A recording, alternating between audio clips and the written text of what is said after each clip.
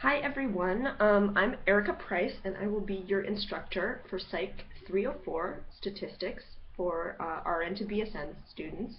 I'm a graduate student in the Psych department here at Loyola, and I've taught stats online and in person several times, including on Sakai, so hopefully all of the bugs have been smoothed out with this course and you'll have no trouble navigating it.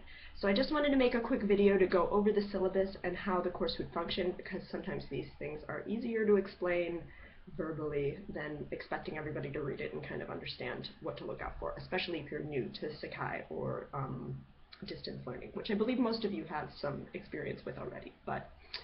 So first of all, I just want to tell you that if you're alarmed or stressed about this course, you do not need to be. Statistics is a very scary word for a lot of students of all different majors, but this class is not too rough. We're going to be mostly conceptual, right? So you will mostly just need to understand the logic of what we're studying and what different statistical tests are looking at and why we use them and what circumstances we use them in, and that's going to be more important than actually doing computational stuff. You won't have to do very much computation other than, averages, mean, median, and mode, and a few other little things.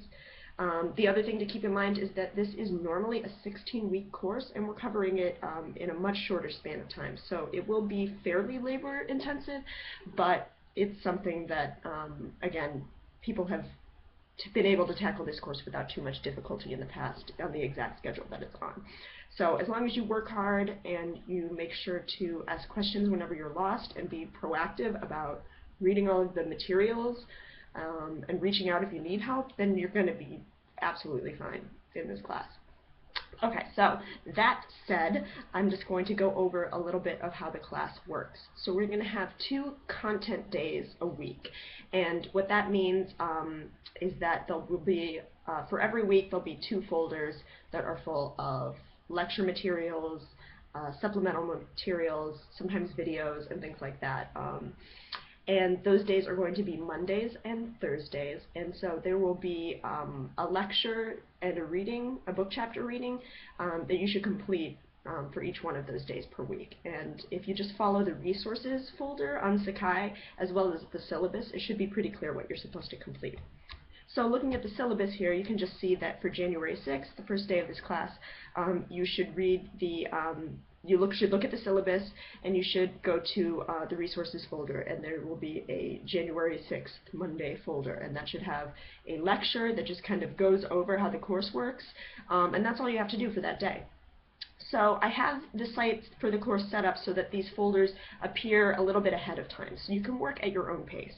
So after Monday, January 6th, there's also going to be a folder for Thursday, January 9th, and that will have a lecture in it, that will have some supplemental readings in it, and then you should do quiz 1 by the end of that Thursday. So just, again, follow the content folders, which have the date and the day on them, and just read everything that's in there, read the book chapter that's associated with that, and then complete either a quiz or homework. And it alternates. So there's a quiz on Thursday, and then there's a homework on Monday. And again, there will be enough advanced time that if you want to work a little bit ahead, if your schedule is a little bit tricky, I know a lot of you have to work long shifts and have to work weekends and things like that, you should be able to get a jump start and work at your own pace most of the time. So the thing that I would really recommend is that you read ahead of time and try to get a jump start whenever you can, because you never know when you're going to hit a content area that's particularly tricky for you to wrap your head around. I try to make a lot of material available so that you can always find some way of helping you understand it. So when we get to something that's tricky, I'll usually attach a video or something that can help kind of make it clear. So definitely always do the book readings, always look at the lectures that are in the content folders, and always look at the supplemental materials. I call them supplemental. They aren't absolutely required, but a lot of times they're really helpful videos or readings that people find really useful.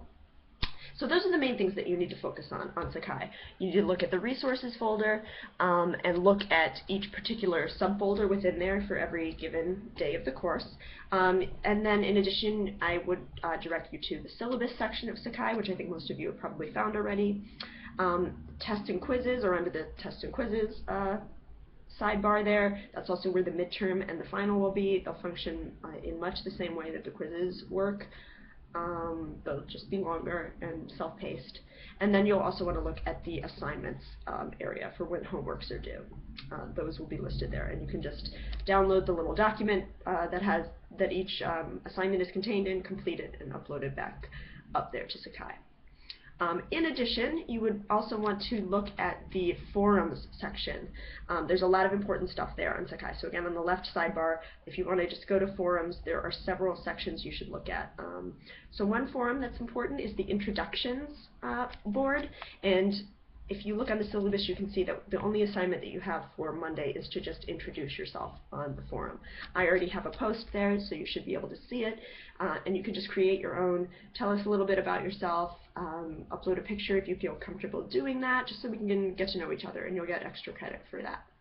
In addition, there is a stats question forum, so if you have a question that is just conceptual or computational about stats, and you think other people might have the same question as well, it's generally better to post to the forum than to email me, just because everybody can see the response. I'm pretty fast. I check my email and the forums pretty much constantly, so I'll get back to you pretty quickly either way. But if you think you have a question that other people could benefit from seeing the answer to, put it on the forum instead of emailing it to me. After the stats question forum, there's also a course administrative questions board. So that's if you have questions about things like how long the midterm will take, or how long the final will take, or if you're having trouble uploading a homework, or if you're uncertain about how the grading works, or if you're wondering if there's a curve, or things like that.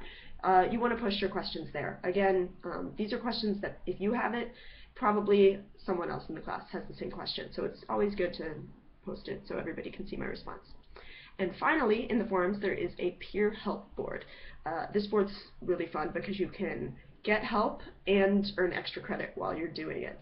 So if you have a general stats related question, after you've read the lecture on a specific topic, after you've kind of gone over it, if there's something you just can't quite grasp, and you need help thinking of it in a new way, that's a great time to go to the peer help board.